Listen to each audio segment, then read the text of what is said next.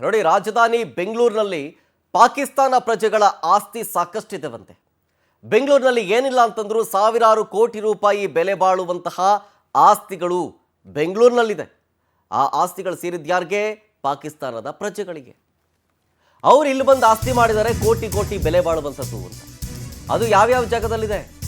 ಬೆಂಗಳೂರಿನ ಹೃದಯ ಭಾಗದಲ್ಲಿ ರಾಜಭವನ ರಸ್ತೆಯಲ್ಲಿ ಶತ್ರುಗಳ ಆಸ್ತಿ ಹರಾಜು ಮಾಡೋದಕ್ಕೆ ಸಿದ್ಧತೆಯನ್ನು ಮಾಡಿಕೊಳ್ತಾ ಇದೆ ಕೇಂದ್ರದಿಂದ.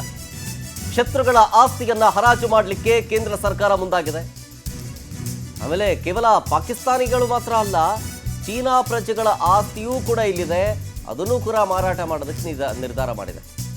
ಭಾರತದಿಂದ ಪಾಕ್ ಚೀನಾಗೆ ಹೋಗಿ ನೆಲೆಸಿರೋರಿಗೆ ಶಾಕ್. ಸೊ ಪಾಕ್ ಆಸ್ತಿ ಅಂತ ಕರೀಬೋದಾ ಅಂತ ಗೊತ್ತಿಲ್ಲ.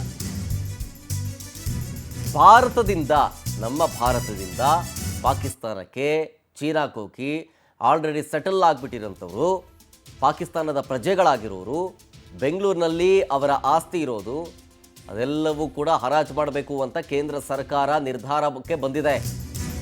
ಪ್ರಮುಖವಾಗಿ custodian of enemy property for India ಇದರಿಂದ ಗುರುತು ಮಾಡಿರೋದು.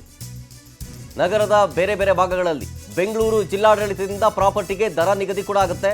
ಬೆಂಗಳೂರಿನಲ್ಲಿ ಒಟ್ಟು 4 ಕಡೆಗಳಲ್ಲಿ ಶತ್ರುಗಳ ಆಸ್ತಿ ಇರೋದು ಗುರುತು ಆಗಿದೆ.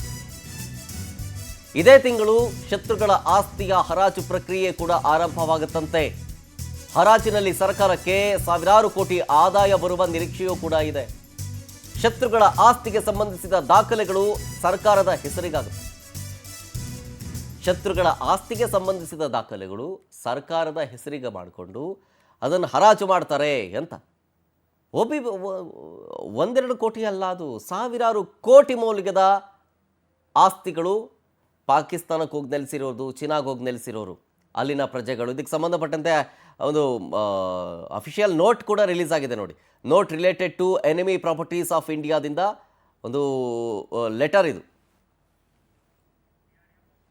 ಕಳೆದ 2 ದಿನದ ಹಿಂದೆ ದೆಹಲಿಯ ಕೆಂಪು ಕೋಟೆಯ ಮುಂಭಾಗದಲ್ಲಿ ಕಾರ್ ಬ್ಲಾಸ್ಟ್ ಆಯಿತು. ಈ ಒಂದು ಕಾರ್ ಬ್ಲಾಸ್ಟ್ ಅಲ್ಲಿ ಅನೇಕರು ಪ್ರಾಣವನ್ನು ಕೂಡ ಕಳೆದುಕೊಂಡ್ರು. ಇದರಲ್ಲಿ ಉಗ್ರರ ನಂಟಿರುವಂತಹ ಶಂಕೆಯೂ ಕೂಡ ವ್ಯಕ್ತ ಆಗಿರುವಂತದ್ದು. ಹೀಗಾಗಿ ಬೆಂಗಳೂರಲ್ಲೂ ಕೂಡ ಕೆಲವೊಂದಿಷ್ಟು ಶತ್ರು ಜಾಗವೂ ಕೂಡ ಈಗ ಪತ್ತೆಯನ್ನ ಮಾಡಲಾಗಿದೆ. ಸದ್ಯ ನಾನು ಇವಾಗ ಅದರ ಒಂದು ಭಾಗದಲ್ಲಿ ಇದ್ದೀನಿ. ನೀವು ಗಮನಿಸ್ತಾ ಇರಬಹುದು, ರಾಜಭವನ ರಸ್ತೆಯಲ್ಲಿರುವಂತಹ the Capital Hotel, Parag Hotel, ಹಾಗೆ ಪಕ್ಕದಲ್ಲಿರುವಂತಹ HP ಪೆಟ್ರೋಲ್ ಬಂಕ್ ಏನಿದೆ, ಇದು ಶತ್ರು ಪಡೆಗೆ ಸೇರಿರುವಂತಹ ಜಾಗ ಅಂತ ಹೇಳಿ ಗುರುತು ಮಾಡಲಾಗಿದೆ. ಈ ಒಂದು ಜಾಗವನ್ನ ಅಂದ್ರೆ ಪಾಕಿಸ್ತಾನದ ಪ್ರಜೆಯ ಜಾಗ ಇದಾಗಿರುವಂತದ್ದು. ಈಗ ಅವರು ಅದನ್ನ ಬೇರೆಯವರಿಗೆ ಅಂದ್ರೆ ಹೋಟೆಲ್ ಅವರಿಗೆ ಹಾಗೆ ಪೆಟ್ರೋಲ್ ಬಂಕ್ಗೆ ಈ ಒಂದು ಜಾಗವನ್ನ ಬಾಡಿಗೆಗೆ ನೀಡಿರುವಂತದ್ದು. ಆದ್ರೆ ಇದರ ಮೂಲ ಮಾಲೀಕರು ವಾಸವಾಗಿರುವಂತದ್ದು ಪಾಕಿಸ್ತಾನದಲ್ಲಿ. ಈಗ ಈ ಒಂದು ಜಾಗ ಏನಿದೆ, ದಿ ಕ್ಯಾಪಿಟಲ್ ಹೋಟೆಲ್ ಆಗಿರಬಹುದು, ಪರಾಗ್ ಹೋಟೆಲ್ ಆಗಿರಬಹುದು, HP ಪೆಟ್ರೋಲ್ ಬಂಕ್ ಆಗಿರಬಹುದು, ಜೊತೆಗೆ ವಿಕ್ಟೋರಿಯಾ ರೋಡ್ ಅಲ್ಲಿ ಒಂದು ಆಸ್ತಿ, ಹಾಗೆ ವಿಠಲ್ ಮಲ್ಯ ರಸ್ತೆಯಲ್ಲಿ ಒಂದು ಆಸ್ತಿ, ಹಾಗೆ ಕಲಾಸಿಪಾಳ್ಯದಲ್ಲಿ ಒಟ್ಟು 4 ಭಾಗದಲ್ಲಿ ಏನು ಶತ್ರುಗಳ ಆಸ್ತಿಯನ್ನ ಗುರುತು ಮಾಡಿರುವಂತದ್ದು. Custodian of enemy property for India ಇಂದ ಈ ಒಂದು ಶತ್ರುಗಳ ಆಸ್ತಿಯನ್ನ ಗುರುತು ಮಾಡಿರುವಂತದ್ದು. 1947 ಅಂದ್ರೆ ಸ್ವಾತಂತ್ರ್ಯ ಬಂದ ಬಳಿಕ ಯಾರೆಲ್ಲ ಭಾರತ ಬಿಟ್ಟು ಬೇರೆ ದೇಶದಲ್ಲಿ, ಅದರಲ್ಲೂ ಕೂಡ ಪಾಕಿಸ್ತಾನದಲ್ಲಿ, ಚೀನಾದಲ್ಲಿ ಯಾರೆಲ್ಲ ಹೋಗಿ ನೆಲೆಸಿದ್ದಾರೆ ಅವರ ಆಸ್ತಿಗಳು ಬೆಂಗಳೂರಲ್ಲಿ ಪತ್ತೆ ಆಗಿದೆ. ಸೊ ಹೀಗಾಗಿ ಈ ಒಂದು ಆಸ್ತಿಯನ್ನ ಈಗ ಮಾರಾಟಕ್ಕೆ ಅಂದ್ರೆ ಹರಾಜಾಕ್ಲಿಕ್ಕೂ ಕೂಡ ಮುಂದಾಗಿರುವಂತದ್ದು ಜಿಲ್ಲಾಡಳಿತ. ಹಾಗೆ ಪ್ರಮುಖವಾಗಿ ಈ ಒಂದು ಜಾಗ ಏನಿದೆ, ರಾಜಭವನ ರಸ್ತೆಯಲ್ಲಿರುವಂತಹ ಜಾಗ, ಇದು ಮರಿಯಂ ಮಿರ್ಜಾ ಖಲೀಲಿ ಎಂಬುವರಿಗೆ ಸೇರಿರುವಂತಹ ಆಸ್ತಿ. ಸದ್ಯ ಇದರ ಮೂಲ ಮಾಲೀಕರು ವಾಸವಾಗಿರುವಂತದ್ದು ಪಾಕಿಸ್ತಾನದಲ್ಲಿ.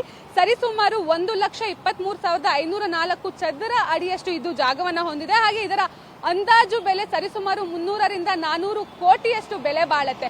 ಸೊ ಈ 2 ಪ್ರಾಪರ್ಟೀಸ್ ಏನಿದೆ, ಈ 2 ಪ್ರಾಪರ್ಟೀಸ್ ಅನ್ನು ಕೂಡ ಈಗ ಹರಾಜಾಕ್ಲಿಕ್ಕೆ ಎಲ್ಲ ರೀತಿಯ ತಯಾರಿಗಳನ್ನ ಮಾಡ್ಕೊಳ್ತಾ ಇರುವಂತದ್ದು. ಎಲ್ಲೆಲ್ಲಿ ಬೆಂಗಳೂರಲ್ಲಿ ಎನಿಮಿ ಪ್ರಾಪರ್ಟೀಸ್ ಇದೆ ಅದೆಲ್ಲದರ ಕೂಡ ಸರಿಸುಮಾರು 2,000 ಕೋಟಿಯಷ್ಟು ಎನಿಮಿ ಪ್ರಾಪರ್ಟೀಸ್ಗಳು ಬೆಂಗಳೂರಲ್ಲಿ ಇರುವಂತದ್ದು. ಈಗ 4 ಭಾಗದಲ್ಲಿ ಜಾಗವನ್ನು ಕೂಡ ಗುರುತು ಮಾಡಲಾಗಿದೆ ಜಿಲ್ಲಾಡಳಿತ. ಈಗ ಇನ್ನೇನು ಬಹುಶಃ ಇನ್ನೊಂದು-2 ವಾರದಲ್ಲಿ ಅದರ ಹರಾಜು ಪ್ರಕ್ರಿಯೆ ಕೂಡ ಆರಂಭ ಆಗುವಂತಹ ಸಾಧ್ಯತೆ ಇದೆ.